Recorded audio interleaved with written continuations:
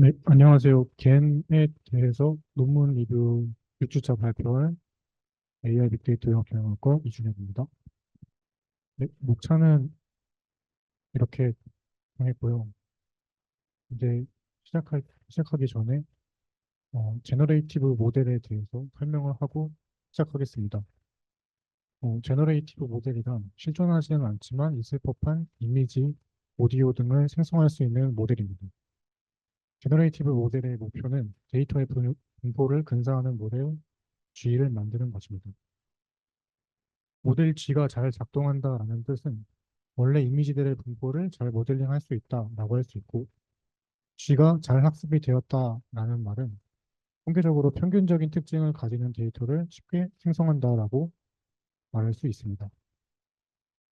논문에서의 제너레이티브 모델은 트레이닝 데이터의 분포를 근사하는 생성 모델이라고 설명을 하고 있고, 그 목표는 모델 D가 구별하지 못할 확률을 최대화하는 것입니다.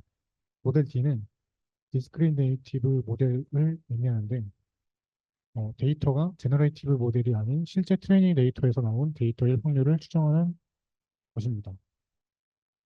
목표는 제대로 판별할 확률을 최대화하는 것이고, 뒤에서 나올 그 목적 함수를 보면은 민맥스 투 플레이어 게임이라는 밑에서 써놓은 말이 어떤 뜻인지 이해할 수 있을 것입니다. 그리고 결국에 G가 트레이닝 데이터의 분포와 비슷해지면서 D가 가짜인지 진짜인지 판별할 확률이 2분의 1이 되는 것을 볼 수 있습니다. 더 설명을 추가적으로 하자면 기존 내 딥 제너레이티브 모델은 MLE와 같은 확률적 분석에서 연산하는 데 어려움을 가졌습니다. 본 논문에서는 경쟁을 컨셉으로 잡고 제너레이티브 모델과 디스크리미네이티브 모델을 학습합니다.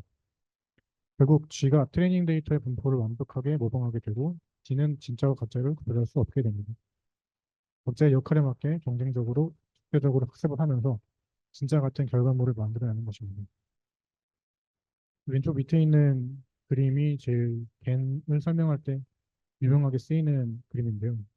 간단하게 설명을 하자면 위조 집회범은 경찰을 속이는데 네, 경찰을 속이는데 노력하고 경찰은 이게 가짜 집회인지 진짜 집회인지 구분하는데 노력을 하는 그런 모습입니다. 이 오른쪽 아래의 그림은 어, 이제 그 제너레이티브 모델을 생성해낸 그 이미지, 여기선 이미지죠. 이미지의 분포가 실제 트레이닝 데이터의 분포와 같아지는 모습을 보여주고 있습니다. 여기서 어, 보면은 D의 역할과 G의 역할을 여기서 설명을 할 텐데 이 밑에 있는 수식이 그 아까 말씀드렸던 민맥스 투 플레이어 그 내용입니다. D의 역할은 인풋이 진짜인지 가짜인지 구분하는 것이고 데이터 X가 어, 구분자 DX로 들어가게 되면은 DX는 X가 진짜인지 아닌지 확률을 도출하게 됩니다. 그래서 G의 역할은 D가 구분하기 어려운 페이크 데이터를 만드는 것인데, 이 밑에 그림에서 이제 Z라고 되어 있는 부분을 보면은, 여기는 이 Z가 난수 벡터, 레이턴트 코드, 노이즈 벡터라고 불릴 수 있는 건데요. 이게 G를 통과하게 되면은 페이크 이미지를 생성하게 됩니다. 결국 제일 마지막에 있는 여기 요 소식, 네, GZ는 GZ가 리얼 데이터인 확률을 도출하게 됩니다. 다시 말하면 이제 페이크 데이터가 얼마나 진짜 같은지를 어, 도출하게 되는 것입니다. 학습 과정은 뒤에서 논문에서 나왔던 것처럼 논문에 나온 그림을 다시 설명하겠지만 미니 배치별로 G를 고정하고 D를 학습하거나 D를 고정하고 G를 학습하는 것 이렇게 두 가지가 있습니다. 이 사진은 이제 D를 고정하고 G를 학습하는 과정인데요. 보통 노이즈 벡터를 표준 정기분포에서 샘플링을 해서 GZ를 생성하고 DGZ가 DGZ의 결과가 진짜 데이터하고 구분할 확률이 높아지는 방향으로 웨이트를 업데이트합니다. G와 D를 번갈아 가면서 학습을 하는 방식으로 목적 함수에 맞게 학습을 하게 됩니다. 그리고 결국 균형점을 찾아가게 되는데 균형점은 다음 슬라이드에서 설명하겠습니다. 네, 이제 여기 보이는 이 분포를 보면은 어떤 분포냐면 이제 맨 처음에 제가 그 제너레이티브 모델을 설명할 때 데이터 분포를 근사하는 G를 구한다고 했는데 이 사진이 그 사진입니다. 이제 초록색 선이 이 검정색 선에 점점 가까워지는 걸 볼 수 있는데 어, 파란색 선은 디스크리네이티브 모델이고 초록색 선은 제너레이티브 모델 그리고 검정색 선이 원래 있는 그 트레이닝 데이터라고 볼 수 있습니다. 이제 밑에는 이제 아까 등장했던 그 목록 함수이고 설명을 해보자면 A에서 B로 가는 과정에서는 생성자를 고정하고 구분자를 학습합니다. 그 구분자 곡선이 안정화되어 있는 것을 볼 수 있고 B에서 C로 가는 과정에서는 구분자를 고정하고 생성자를 학습하게 됩니다. 이제 Z에서 X로 매핑하는 그 과정에서 이 원본 분포와 가까워졌고 이 초록색 선을 보면은 점점 근사되는 것을 볼 수 있는데요. 이제 여기서 C에서 이제 점점점 해서 반복 학습을 하게 되면 이제 D에서는 어, 매핑 분포와 원본 분포가 근사되면서 구분자의 확률이 0.5가 되면 학습이 잘 되었다고 볼 수 있습니다. 그럼 이제 여기서 학습이 잘 되었으면은 이게 생성된 이미지가 어디서 오는지에 대해서 궁금할 수 있는데 이제 이게 어찌됐든 이 분포가 확률이기 때문에 가장 확률이 높은 부분이 꼭지점을 보게 되면 이제 여기서 이 꼭지점을 중심으로 약간의 노이즈가 섞인 샘플링 하게 되면 즉 이제 이 검정색 선은 트레이닝 원본 데이터고 초록색은 이제 제너레이티브 모델이 생성한 선이 이 분포잖아요. 그래서 검정색 선이 아닌 초록색 선을 그리고 또 이제 확률이 높은 꼭지점에서 샘플링을 하게 되면 원본은 아니지만 그럴싸한 페이크 이미지를 생성했다라고 볼 수 있습니다. 그리고 밑에 있는 수식을 간단하게 설명을 해보면 첫 번째 항이 있고 두 번째 항 이렇게 덧셈으로 이루어진 목적 함수라고 설명을 할 수 있는데요. 이제 첫 번째 항은 원본 데이터 분포에서 이 P 데이터에서 X를 샘플링을 해서 로그 DX의 기대 값을 계산한 것입니다. 두 번째 항은 노이즈 분포 PZ에서 노이즈 Z를 샘플링해서 아까 말씀드렸던 그, 네, 그 노이즈 벡터 그 값을 샘플링을 해서 로그 1-DGZ의 기대값을 구했다라고 설명할 수 있습니다. 여기서는 아까 말씀드렸던 미니 배치별로 어, 하나를 고정하고 하나를 학습하는 과정이 있다라고 말씀드렸는데요.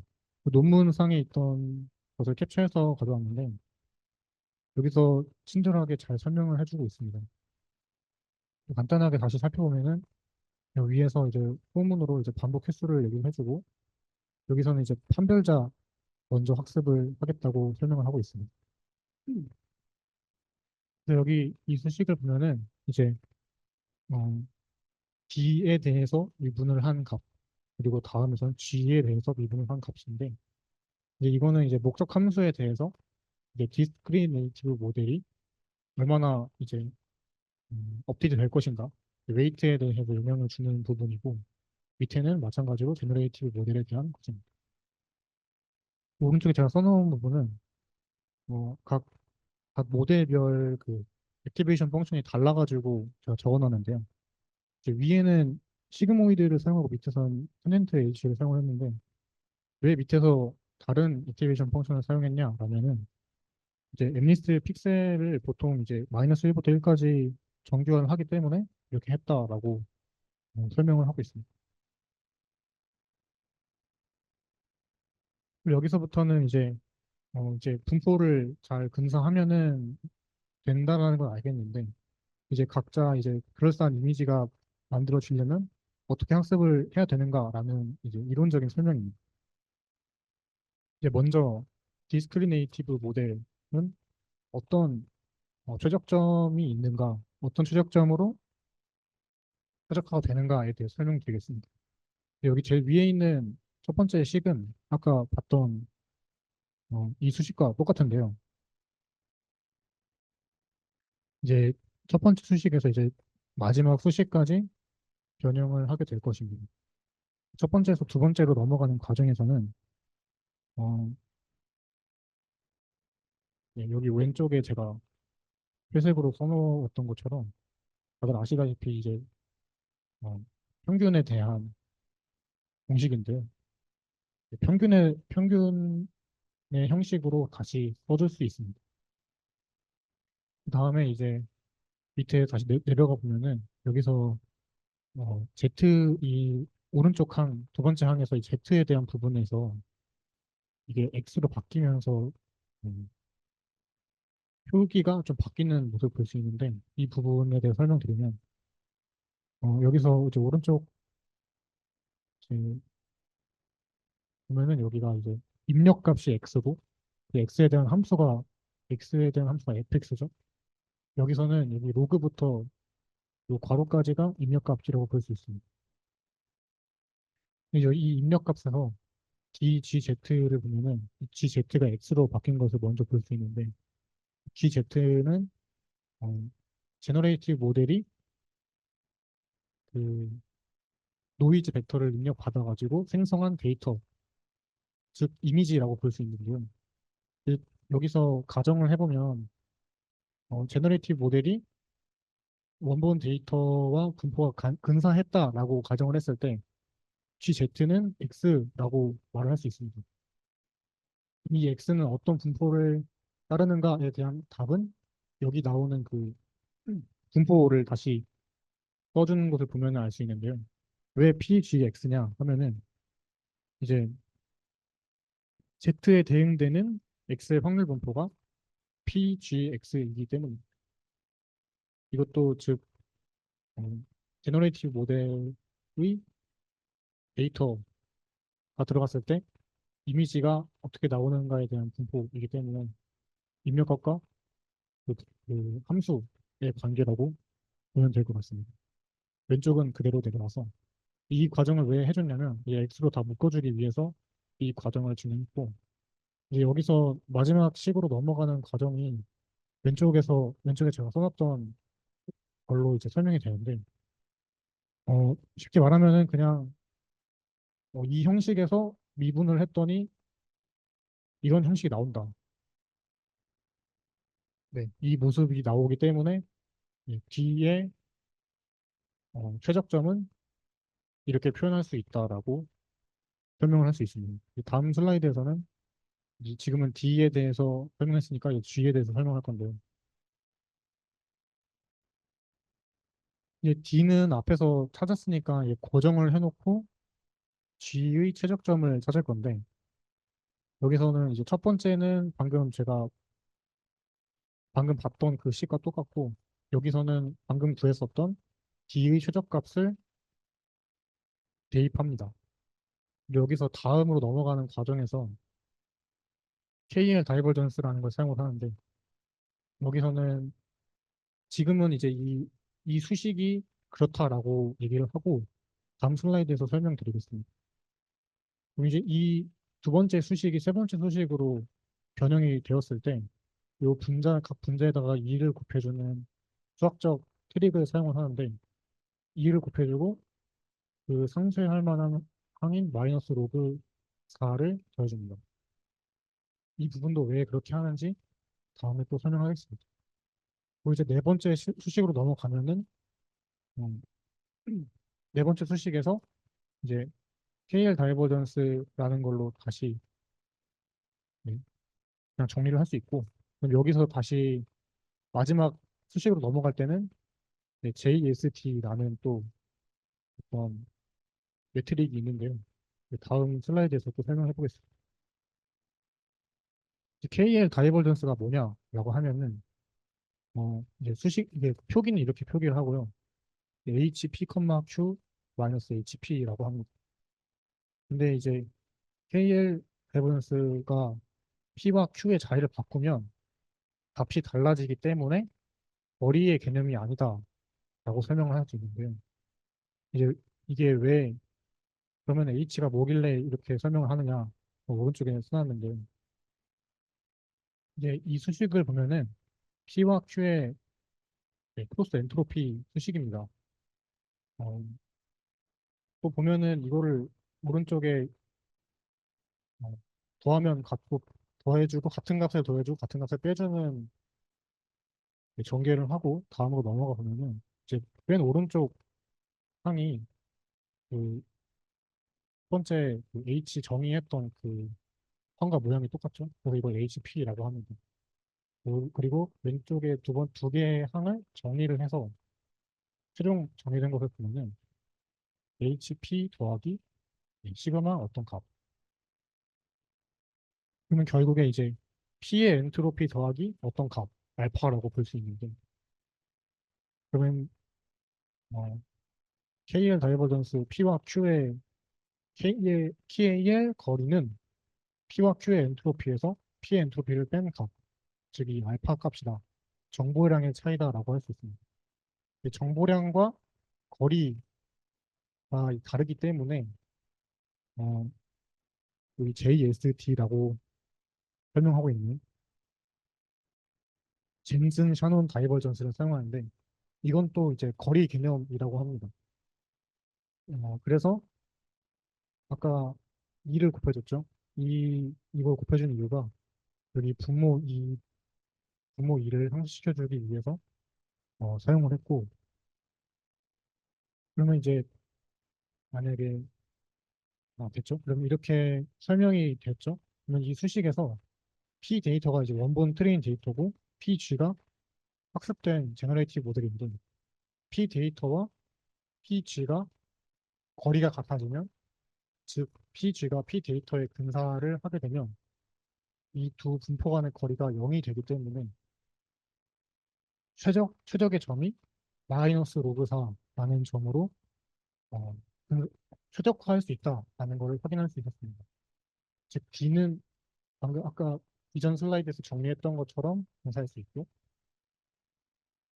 최적화할 수 있고 G는 마이너스 로그 4로 최적화할 수 있다고 볼 수 있습니다. 그래서 지금 여기 CG라고 되어 있는데 이 CG 값은 G 입장에서 최소화되어야 하는데 PG가 P 데이터가 같아지면 CG가 이 전체 이 수식이 최소화가 되기 때문에 추적점을 찾을 수 있다는 것이 증명되었다고 볼 수 있습니다. 다음은 이제 실험 부분인데요. 여기서는 이제 엠리스트 데이터와 토론토 얼굴 데이터베이스 그리고 사이파텐을 포함한 다양한 데이터셋에서 개인을 훈련했다고 합니다. 여기서 이제 왼쪽 제일 오른쪽에 있는 노란색으로 표시된 이 그림들이 생성된 그림인데요. 네, 그럴싸합니다. 그래서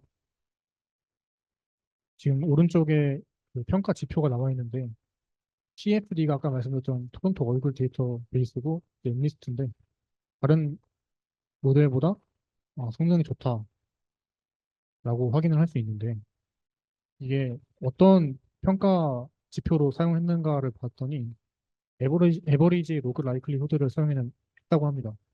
이제 이 평가 지표는 얼마나 훈련 이미지 분포를 잘 포착했는지를 추정하는 평가 지표인데요. 아까 봤던 그 트레이닝 데이터 분포를 얼마나 제너레이티브 모델이 근사를 했는지에 대해서 평가를 하는 겁니다.